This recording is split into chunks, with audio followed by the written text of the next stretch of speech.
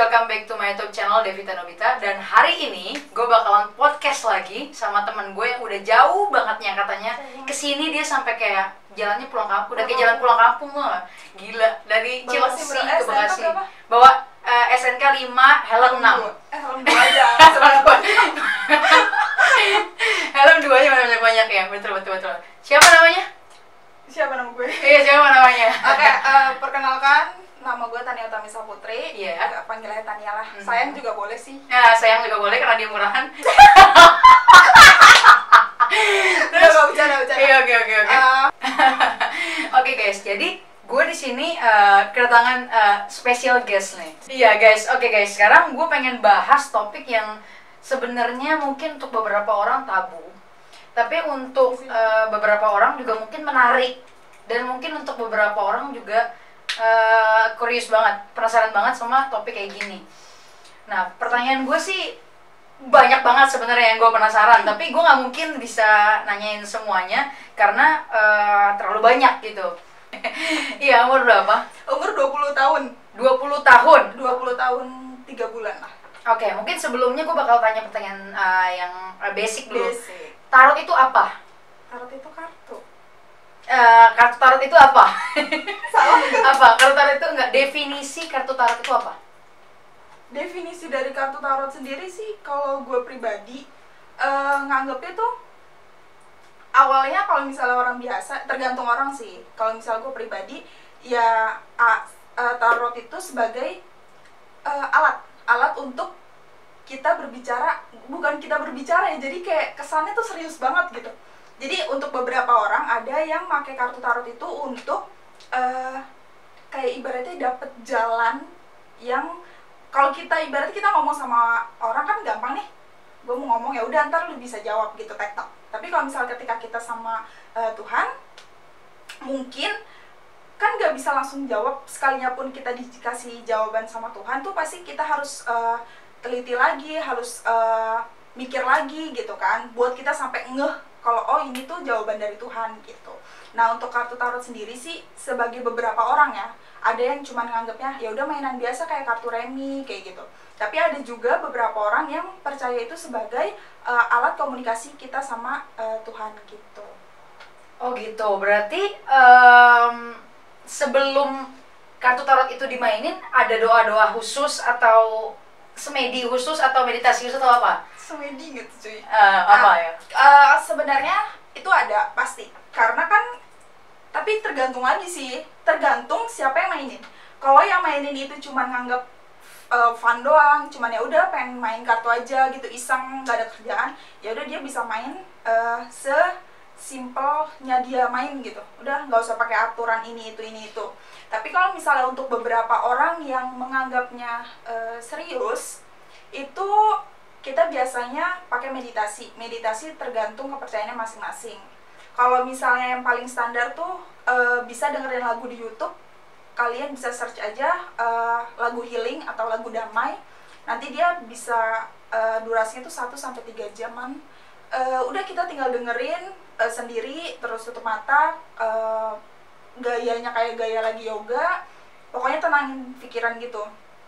Tapi kalau misal gue pribadi itu gue minta, karena kan semua gue nggak bisa langsung percaya sama tarot ya, karena gue sendiri pun nggak plek-ketiplek percaya banget sama tarot gitu.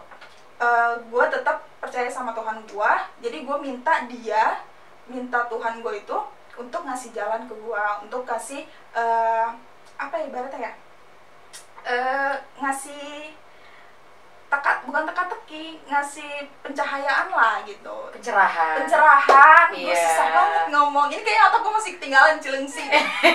Nah, terus intinya tuh gue pasti berdoa dulu. Kalau agama gue pasti gue ngucapin bismillah.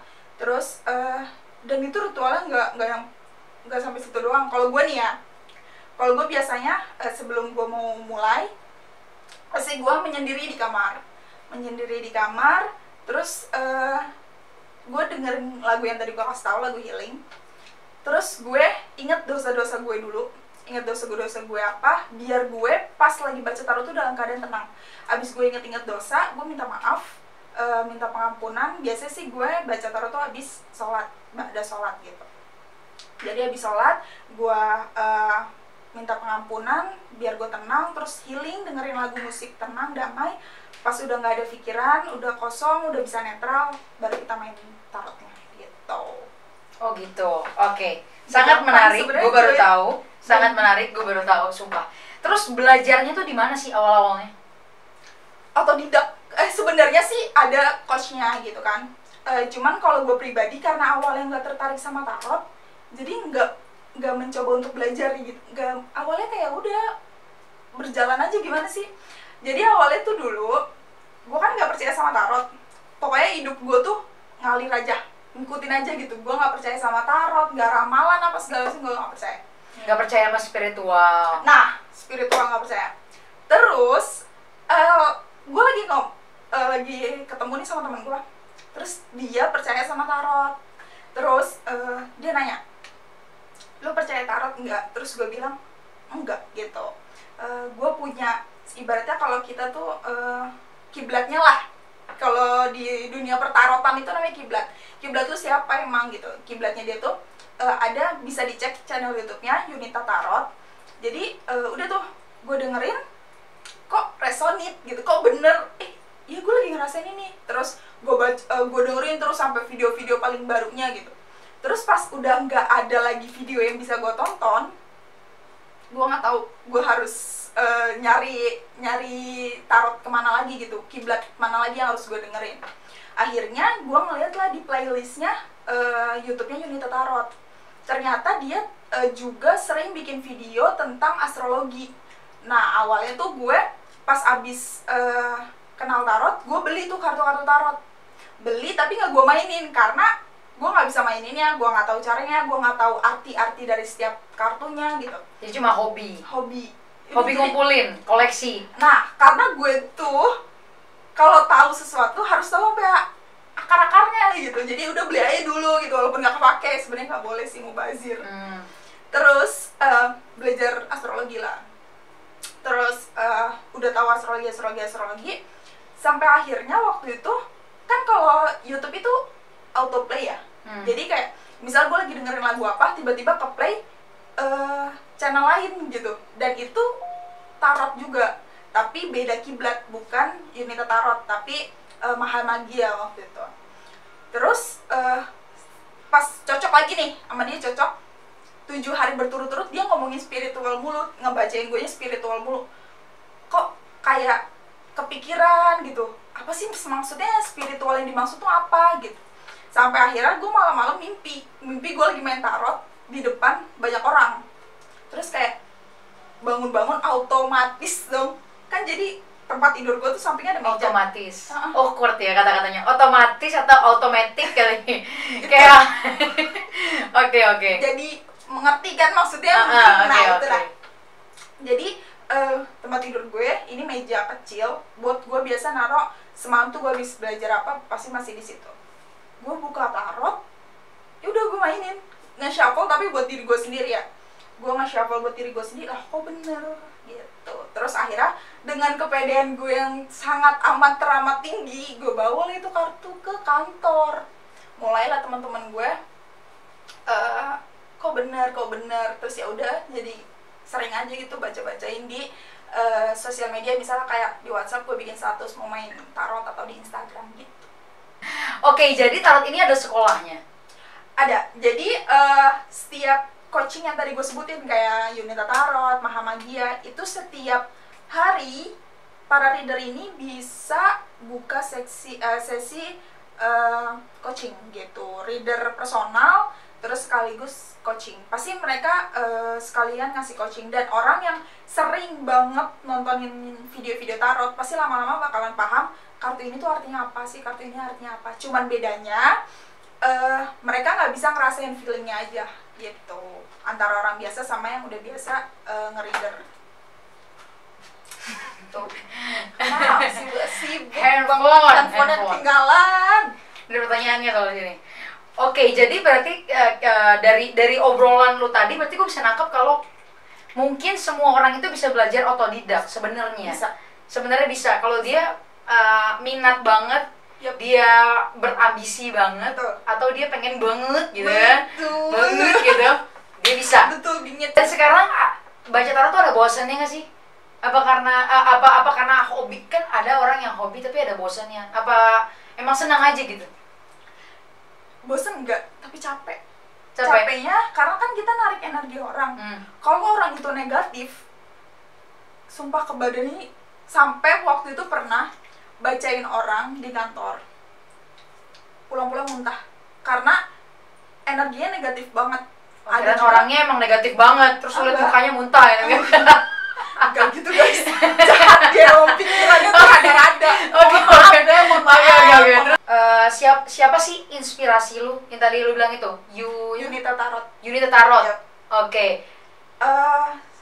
Karena dia itu, karena reader tarot itu ada, tergantung ya, ada yang kalau ngebacain baik buruknya dibacain, ada juga yang buruknya itu disimpan biar orang itu nggak overthinking, nggak terlalu Berarti mikirin si gimana-gimana. Yunita ini dia semuanya digembleng, dan dijelasin dengan semua. cara yang jelas gitu, jadi ke kitanya juga paham Oke. gitu. Good. Terus jadi yang membuat lu pertama kali itu gara-gara nonton channel dia. Nonton channelnya dia, Wow. parah gila. Dan itu keren banget, coba deh kalian boleh mampir kalau oke. Boleh kalau misalkan beruntung nih ya, Yunita Tarot nonton video ini. Please. Kak Yunita, aku Iya kan? aku padamu. Nah, nanti gue taruh Instagramnya Tania di bawah, tolong di follow back. Tolong di follow back, Kak. Nah, dia kayaknya ngefans banget sama Aku tuh kakak. padamu gitu. Nah, mudah-mudahan ya. Kenapa harus tarot? Kenapa nggak lu coba yang lain kayak baca pikiran, hipnotis, kan lumayan bisa copet orang di jalan. Atau misalkan apa? Kenapa nggak? Pokoknya banyak deh spiritual yang lain selain baca tarot ya. Gue nggak tahu deh apa aja. Mungkin bisa bola yang itu ya kan? Iya nggak sih? Terus ada juga yang pokoknya banyak deh. Kenapa tarot? Kesukanya tuh kenapa? Karena kebetulan.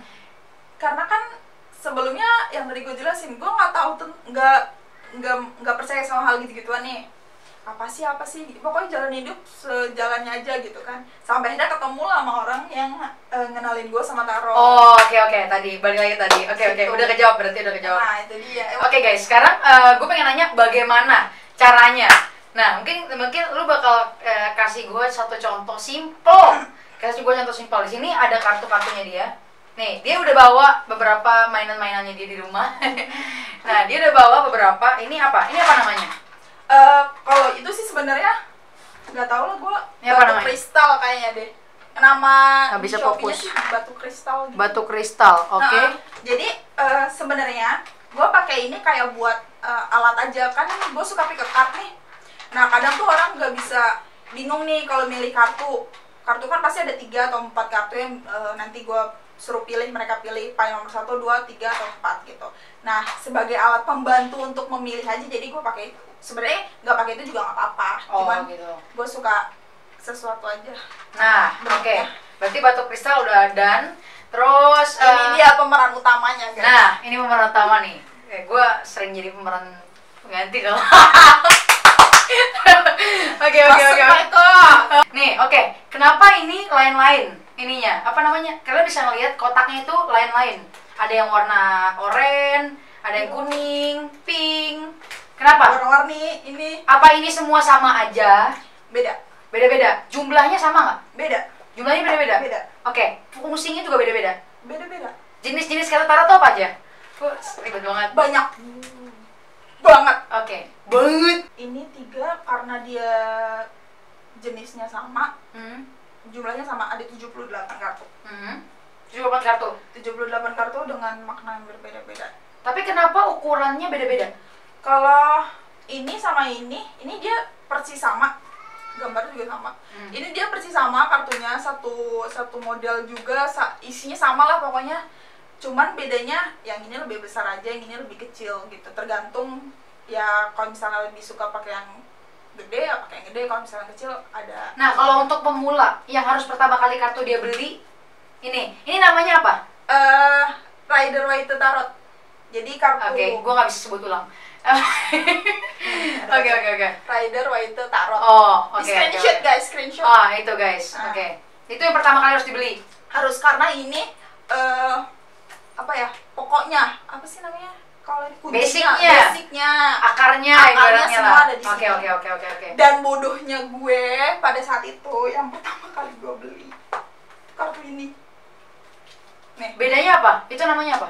Kalau gue sih nyebutnya ini kartu konfirmasi ya, karena gue sering makanya untuk konfirmasi. Misalnya nih, gue habis nge-shuffle kartu ini, terus ada kartu yang dimana gue nggak paham kenapa ada kartu ini di sini, artinya apa, maknanya apa. Biasa gue pakai 2 kartu ini, dia akan ngejelasin kenapa ada kartu ini tadi keluar gitu. Jadi kartu konfirmasi gue nyebutnya. Oh gitu, berarti kalau orang-orang yang ngerti kan pasti bingung nih. Ini berarti kartu yang pertama kali beli 2 ini. 2 ini. Dan lu sadarnya salah dari mana? Setelah, kan gue nggak mungkin langsung tahu hafal nih selembar kartu ini artinya apa. Akhirnya gue memutuskan untuk di sini kan nih ada barcode nih. Pasti kalau misalnya di scan itu tuh nanti keluar PDF yang bisa kita download buat kita baca-baca artinya apa-apa. Dan ternyata setelah gue pelajari, kok basicnya tuh justru yang si Waite ini gitu. Cuman karena ya udahlah, anggap aja waktu itu gue asal-asalan beli kartu, ya udah gue jadinya nggak langsung beli setelah gue tahu kalau gue salah beli gitu. Terus akhirnya setelah gue memutuskan untuk menggeluti dunia pertarotan, anjay, mantap. barulah gue beli ini mana ya? Ini sampai 3. Ini 1, yang ini kalau ini jenisnya sama itu. Kalau ini gue suka visualisasinya, tapi sama kayak tuh ini sama Major Arcana, isinya sama. Tapi gue lebih suka visualisasinya, gue suka aja visualisasinya. Nah, ini tuh gue mau nanya deh, cara nge-shuffle kartunya tuh gimana? Diacak-acak, nih dibuka langsung diacak-acak atau gimana? Nah, tergantung lu mau ngapain dulu. Sebenarnya kartu tarot itu nggak boleh sembarang orang pegang. Kenapa? Tergantung sih. Kalau kita ikhlas ya nggak apa-apa. Tapi kalau orang itu kayak kita, misalnya nih, kartu kita tahu orang itu negatif, terus kartu kita dipegang sama dia, atau misal kita punya dendam kesumet sama itu orang, tapi jangan ya guys, nggak boleh dendam. Iya, oke. Terus dipegang lah kartu kita, terus kayak anjir nih kartu gue pasti ke intimidasi nih, apa sih, kontaminasi, kontaminasi, kontaminasi gitu kan sama energi negatifnya, itu harus dibersihin. Jadi sesuai keyakinan kita aja. Kalau misalnya ngerasa ya udah kartu gue dipegang sama dia, terus gue nggak ada masalah, nggak usah dibersihin. Gitu.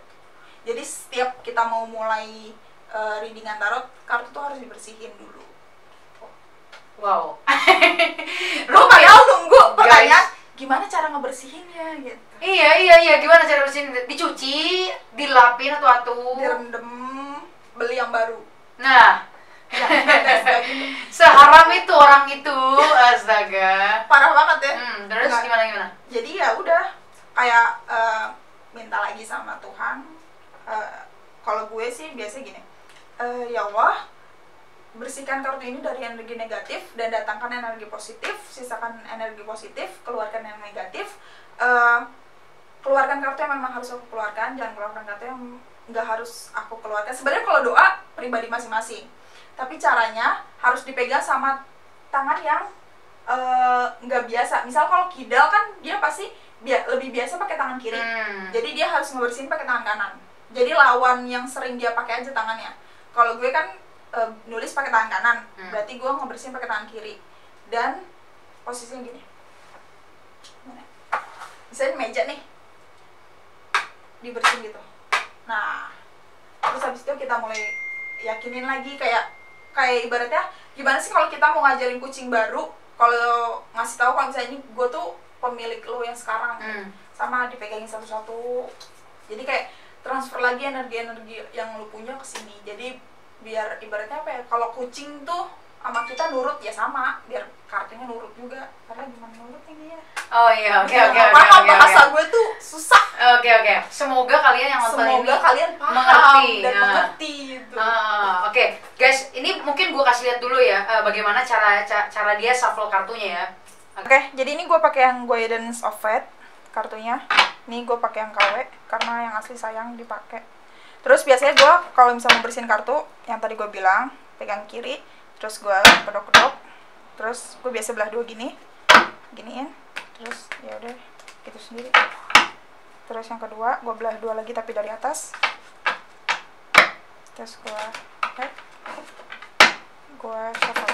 Ini buat ngebersihin? Enggak, ini buat shuffle biasa. Terus kalau gue nggak pernah ngambil dari misalnya kayak gini, kayak gitu enggak. Tapi gue ambil energi yang jatuh atau kartu yang jatuh. Kalau gini, tuh jatuh kan. Nah ini yang gue ambil, ini yang gue artiin. Gitu. Gitu guys. Oke gitu. Oke, terus kalau misalkan mau ngebaca orang, misalkan dia nanya keuangan gue bakal bagus nggak? Nah gimana cara shuffle-nya? Kalau gue shuffle-nya sama aja, cuman yang beda nanti spirit card-nya. Karena kalau misalnya mau general reading yang ya udah mau tahu apa yang sedang terjadi, biasanya gue pakai 10 kartu pokok. Jadi nyilang gitu ke atas. Terus kalau misalnya untuk karir biasanya gue yang kayak gini dong, letter L tapi kebalik. Jadi itu sama shuffle-nya juga gitu juga. Nanti shuffle-nya yang keluar. Shuffle-nya sama, cuma nanti pas abis kita nge-shuffle kan jatuh kartu kayak tadi, terus ini kita urutin aja sesuai pertanyaan yang ada di modul bukunya itu sendiri gitu. Oh, oke. Terus tahu kebalik apa enggak kebaliknya? Kan katanya kebalik sama enggak itu punya arti beda. Punya arti beda. Kalau yang biasa ngebaca kebalik ya, tapi kalau gue kan nggak biasa ngebaca kebalik. Nah ini kita tarik. Nah, ini nggak kebalik. Tapi ada yang pas di loncat gini, kok kebalik ya? Mau keluar kartunya. Ada yang kebalik. Enggak juga. Jadi kalau misalnya ada yang nah pas loncat gini ada yang kadang suka kebalik kayak gini. Nah kalau misalnya dia baca readingan kebalik, ya ditaruhnya kayak gini gitu. Karena dia punya artinya masing-masing. Tapi kalau gue pribadi nggak pernah bacain kartu yang readingannya kebalik karena gue selalu pakai kartu konfirmasi. Jadi itu cukup jelas buat gue gitu. Oke guys, itu barusan udah gue kasih lihat gimana cara dia nge-shuffle kartu dan segala macam. Mungkin cara-caranya banyak. Shuffle kartu itu nggak semuanya sama ya. Ada berapa jenis mungkin ya? Banyak banget pasti. Tapi kalau dijelasin di sini pasti videonya panjang banget. Nanti mungkin kalau kalian yang mau tahu kita bisa bikin part 2. Kayak Cinta Fitri sampai season 7. Nah kan? Atau mau bahas tentang astrologi juga nggak apa-apa. Ya, oke guys, gitu aja mungkin beberapa pertanyaan gue yang telah terjawab. Mudah-mudahan beberapa pertanyaan kalian juga terjawab tentang dunia pertarotan ini. Mudah-mudahan terjawab. Kalau misalkan kalian ada yang masih punya pertanyaan, mungkin boleh ditanya-tanya di kolom komen atau mungkin mau langsung untuk follow Instagramnya Mbak Tania. Nanti gue taruh di kolom description box. Nanti kalian follow, kalian DM. Jangan lupa untuk kirim-kirim foto-foto seksi. Enggak, jangan. Nanti kalau misalnya gue main pick card lagi, ikutan aja. Nah, siapa tahu beruntung. Nah, siapa tahu Anda beruntung dan jadi pacarnya Tania. Oke guys, gitu aja video dari gua. Terima kasih buat kalian yang sudah menonton. Sampai ketemu di podcast selanjutnya. Jangan lupa buat like, comment, dan subscribe. Harus subscribe guys, sumpah. Ngedit video itu capek. Dia juga kesini jauh-jauh capek loh. Terima kasih yang sudah menonton. Sampai ketemu di video selanjutnya. Bye-bye.